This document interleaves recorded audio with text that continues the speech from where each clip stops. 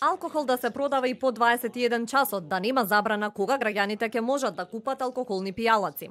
Стопанската комора со иницијатива до Министерството за економија бараат измени на законот за трговија, бидејќи велат анализите покажале дека ограничувањата не го спречиле конзумирањето на алкохол кај младите. Наместо тоа предизвикале финансиски загуби и кај трговците и кај домашните производители, а зголемена била и продажбата на црно.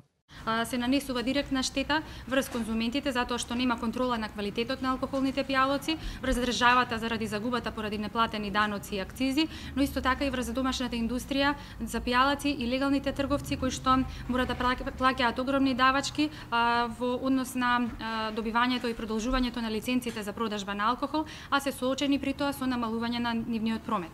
За ресорното министерство, иницијативата на бизнисмените не значи по автоматизам прифаќање, велат одлука ќе има откако ќе ги анализираат барањата. Граѓаните пак со поделени мислења. Сметам дека треба да постои забрана.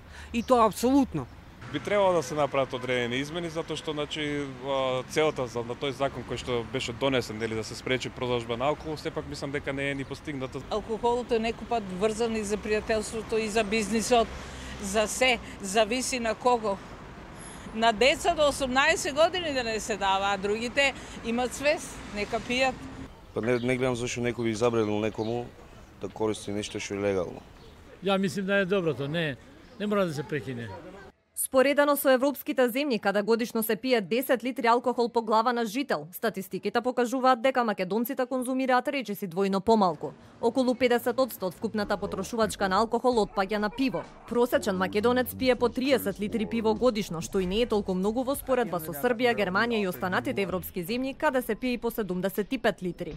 Затоа од Стопанската комора велат дека и без законските ограничувања Македонија има ниска стапка на конзумација на алкохол во Европа, а државата наместо со рестриктивни мерки за бизнисите да користи други мерки преку кои ќе намали злоупотребата на алкохолот.